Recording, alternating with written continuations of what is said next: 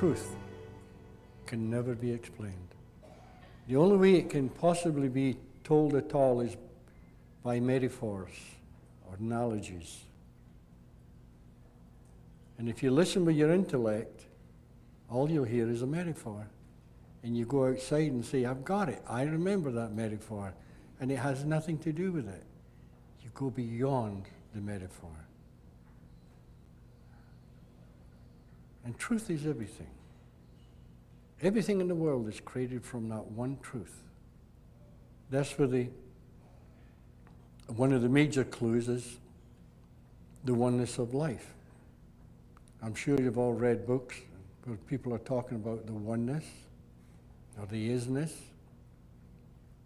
Now, if you're in physics and you want to explain the oneness, you could say that everything in this world is created from a formless energy. And when the form takes place from this formless, it's called creation. And this is where we live, in creation. And to find the answer, to get back home again from whence you came, you have to go beyond the metaphor, before the creation of the Word. See, the Word is only a guide. The Word will take you to a certain level, a certain point in life, and after that, it's up to you to take that one extra step. And only you can do that. Nobody can give it to you. I know people that have been listening for 26 years now, and they still have no idea because they listen to the metaphor. Never mind the Word. Go beyond the Word. Do you know how yesterday this place was buzzing because there was a nice feeling? That's what you're looking for, is a feeling. And when you walk out that door with a nice feeling, it's your feeling. It's coming from your soul. It's coming from within you. And that's what you're looking for, is your own wisdom. And wisdom is a spiritual intelligence before the contamination of human thought. The secret lies in the mind. Now, I was talking with George this morning, and a friend of his is a rabbi. And this rabbi was talking with me, and he said, you know, you're talking the original Jewish faith. And I says, yes, I know. He says, what do you know about the Jewish faith? I says, nothing. And it doesn't matter who comes up, what religion you are, what you believe, it's always the same. That's why after 26 years, I keep saying to Judy, this is getting boring, because I'm saying the same thing over and over and over again. Never change. Truth can never change. And it's very simple. Look for mind. Universal mind. Another name for universal mind is God. Because what you call God is the universal intelligence of all things, whether in form or formless. Mind, consciousness, and thought. That's the trinity of all psychological function. Without thought, you wouldn't know that creation existed. Without mind, you wouldn't know that creation existed. Without consciousness, you wouldn't know that creation existed. All three are the same. It's a trinity. And that's very important to remember. Don't try and separate them. I hear people say, I think mind is more important than consciousness. Another one will say, no, I think consciousness is more important than mind. And another one will say, oh, no, I think thought's the most important thing. They're all equal. Never try and separate them. They're all one. And when you see we're back to that oneness again. And that oneness, as I said before, is a spiritual intelligence before the formation of creation. That's all you have to know. And if you ever find the secret to mind, automatically you'll find the secret to thought and to consciousness. If you ever find consciousness, you'll find the secret to thought and to mind. Because they're all the same thing. They can never be separated. The only way they can be separated is from the mortal intelligence. And the mortal intelligence doesn't hold it. And that's why I keep saying, don't get too intellectual, because you can lose it. Don't try and figure it out. And somebody came up to me yesterday and said, you know, Sid, I love the simplicity. And again, that's the answer, simplicity. Now I'm telling you, those three things are the greatest secret that ever was in this creation. Now you take them and you try and analyze them, and instead of 3 words, you got 3 books. And from these 3 books, you get 3 volumes. And it goes on and on and on, and it's so lost, you don't know where it is. Because you've turned it into a form. Don't turn it into a form. Keep it in your head. Try and digest it in your head. Let it sink in. And all of a sudden, the simplicity is there. I know when I first found what I found, I was absolutely flabbergasted. It was so simple. Nothing. I really mean it. Nothing.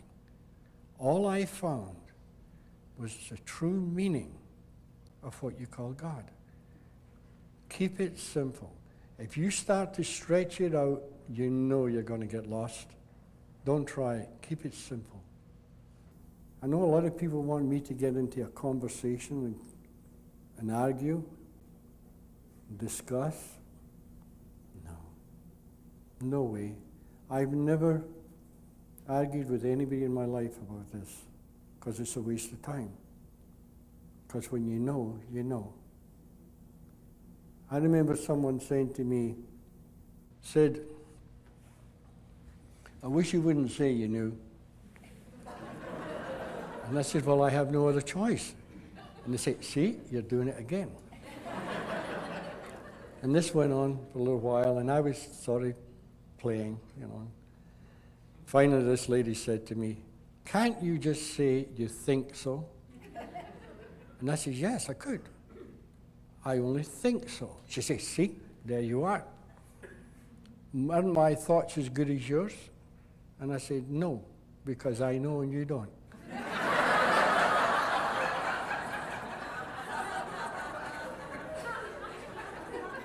And it's not an arrogant knowing.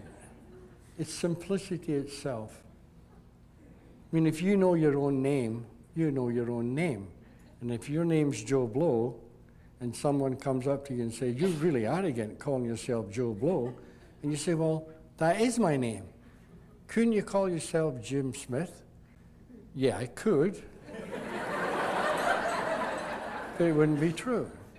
And I'm not going to sit here and tell a lie, because it's simplicity. When I first had this realization, that was the simplicity of it. Because the second I realized the true meaning of God, I realized the true meaning of mind. I was talking to a friend this morning, and he said in the Jewish religion, there's something called Das. Is that right? And in Hebrew, Das means mind. And this, do you mind me saying, I won't mention names. This rabbi went up to somebody and said, look, I found somebody that talks about Das. Why don't we still talk about Das? And he said, because nobody understands. if you really start to understand what mind is, you realize it's true. You cannot give it away. It's impossible. You know the kahunas in Hawaii? Kahuna in the Hawaiian language means they're the priests, they're the Hawaiian priests. And kahuna in the Hawaiian language means the carriers of the secret of mind. That's back to that das. So there's the Jewish and the Hawaiian both saying the same thing. There is no difference. You could take any religion, anything, anyone in this world, and put them all together, and they're all saying the same thing differently. And that's why I said to you yesterday, no matter what church you belong to, keep going. And see if you can go beyond what you've been hearing before. It's there. It's everywhere. Truth is everywhere. Truth is in this room right now. This is made of truth. This glass. Truth is an essence before form. The spiritual energy that has no form. I know the scientists and the physicists all nowadays are starting to have a clue, starting to have the idea that there is a formless energy and that everything is created from this formless energy. And I was talking to this doctor once about that, but the trouble is they look for the formless energy through a microscope. How can you possibly find formless through a microscope? Here's where it comes. And here, the heart, the head, the combination, it comes through.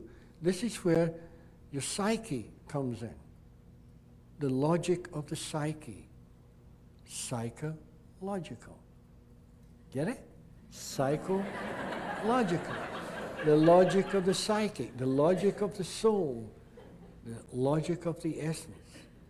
This is where psychology, the original psychology, if you look up the dictionary, it's a study of the mind and the soul.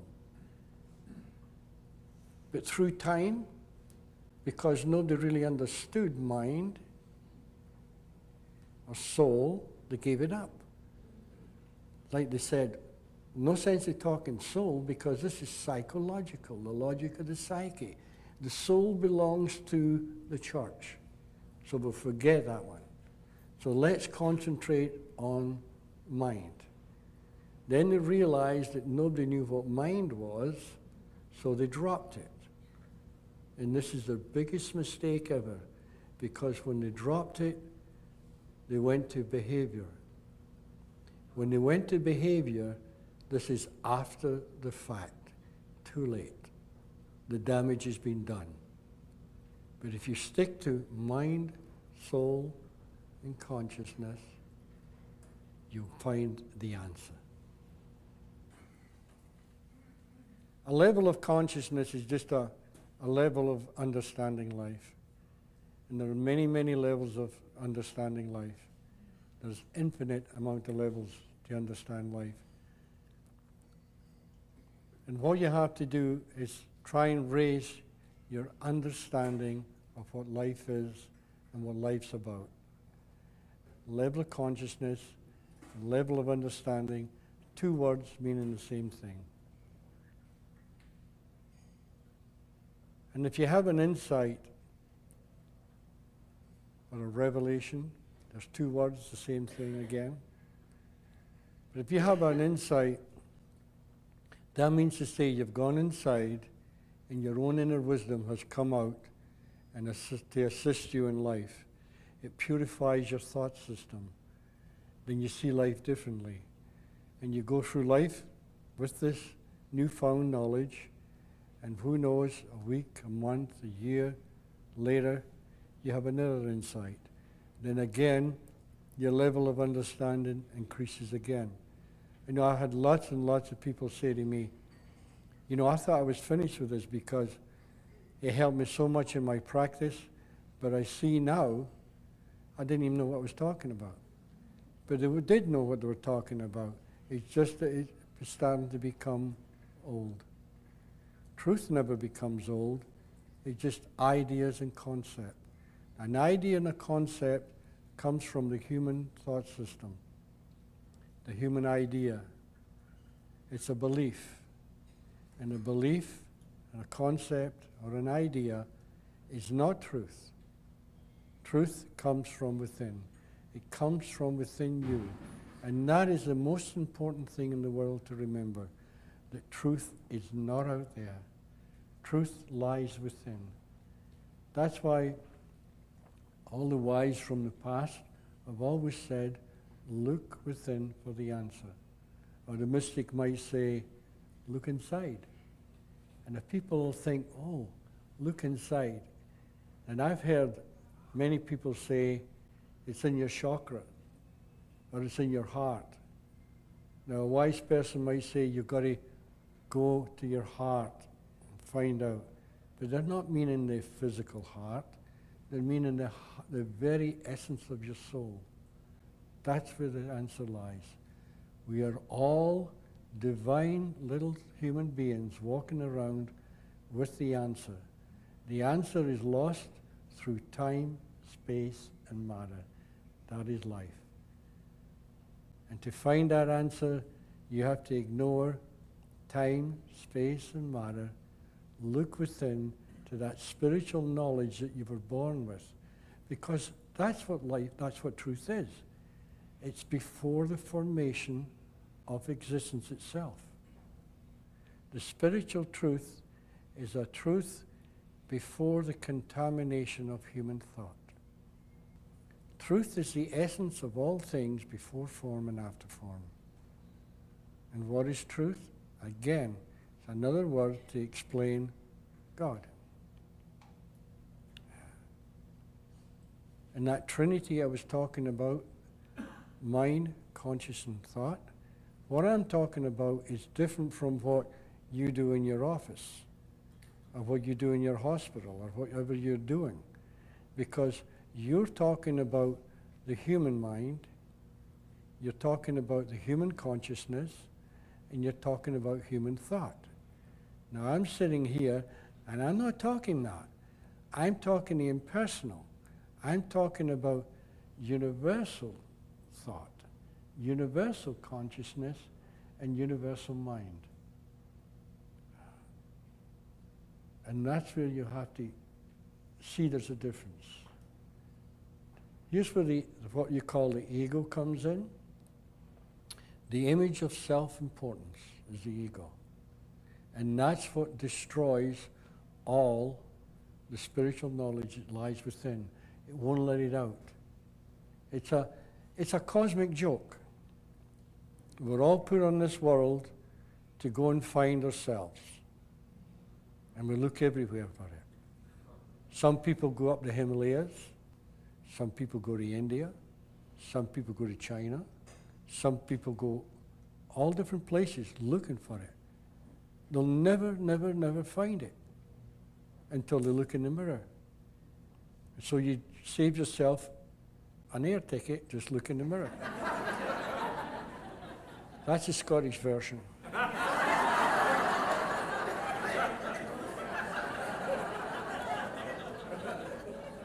Of course, in that case, all the Scotsmen would be enlightened.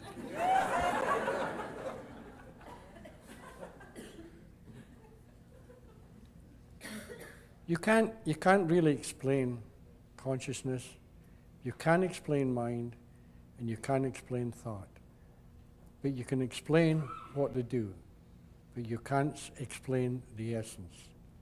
And a very important thing to remember about thought, a lot of people feel guilty when they have bad thoughts, or so-called evil thoughts. I guarantee there's nobody in this world can control their thoughts. Thoughts just pop in your head, and you don't know where they come from. They just pop in. But when they pop in your head, they're neutral. No matter how bad the same. Thought is neutral. Thought has no power of its own. It's only when you, as a human being, act upon that thought. See, I could have a thought right now saying, I'd like to punch you right in the nose. And it's gone, because you've done something bad to me. But unless I act, that thought is neutral. So if you ever get those so-called bad thoughts, or jealousy, the thought of hate, the thought of too much desire, these are all those contaminated things I was talking about yesterday. If you ignore them, they go away. And in its place comes a neutral thought, a nicer thought that you act on. But unless you, as a human being, put life behind that thought, it will just die, completely die. And I hear people really trying to explain the best they can mind, consciousness, and thought, but they could go on forever and never explain it. So you may as well cut it down to its simple and stay there. I mean, if you were going to write 10 volumes on mind, consciousness, and thought, that's a lot of words, a lot of figuring out, a lot of garbage. Then somebody comes along and says, look, let's make these 10 volumes, let's digest them a bit. The author says, oh, okay, I'll let you do that. And the publisher comes in and he says, there it is, it's all on one piece of paper, mind, conscious, and thought. They say, oh, wait a minute, you've lost it. No, I've found it. Because you cannot be explained. And that's what that friend of yours, George, was saying. The reason they stop teaching about mind is it cannot be explained. And that is perfectly true. Nobody in this world can explain the true meaning of mind, consciousness, and thought, because they have no form. They're spiritual in essence. They're spiritual essence before the creation of form. And you can't possibly explain before the creation of form. You can only talk the words, hoping, really hoping, that the person listening can go beyond the word to the true essence and find out for themselves what it is. And when they find out for themselves, just like a lot of you therapists here right now have found out, you found out to a certain extent, your consciousness have risen, and you found out a certain amount. It's changed your life, and it's changed a lot of your patients' life. But you know yourself, you could go up to some patients and explain till the day you die what they are, and they'll never hear it. Not until they learn to listen. Do you know how in that book, Second Chance, and a lot of the mystical books that you read, the mystics talk about the difference between seeing and seeing, and hearing and hearing. Well, the one hearing, the simple little one, is from your own mind, from your own thought system. You hear it intellectually. The hearing the mystics talk about is beyond the intellect, before the contamination of thought. And when you hear it, it's yours for life, and it's your secret, and you can never give it away. You can never give it away. You can only guide. And this is what the kahunas, these Hawaiian priests, they talked about. It's a secret you can never give away. And I'm going to tell you a story. When I lived in Hawaii, one night I was all by myself, and I turned the television on, and it was a talk show. And the two guests were this beautiful, elderly Hawaiian couple. Really beautiful people. Really, you could tell they were beautiful people. And this elderly lady said her great-great-grandfather was one of the best-known kahunas that Hawaii had ever had. And he used to tell the family, it's a secret you cannot give away. Now that's the way she was brought up. But she picked it up wrong. She picked it up that you shouldn't give it away. So she got onto the television with her husband and she said, you know, this is modern days and I would like to break the secret code and tell everybody. Then she started to talk like a kahuna that was a little bit lost because she didn't realize her grandfather would have willingly done anything in this world to give it away, but he knew he couldn't because it can't be heard from the ears, it can't be seen from the eyes, it is only seen from within. The eyes and the ears are part of the physical, and nothing in this physical can give you the spiritual. And that's what you're looking for, is that bridge that takes you from the known to the unknown. And the unknown, when it's finally seen, you realize you've known it all along. The only thing, it was hidden within the contaminated consciousness of your own mind. Again, I thank you, and I know you enjoyed just the day off, so go and have a good time.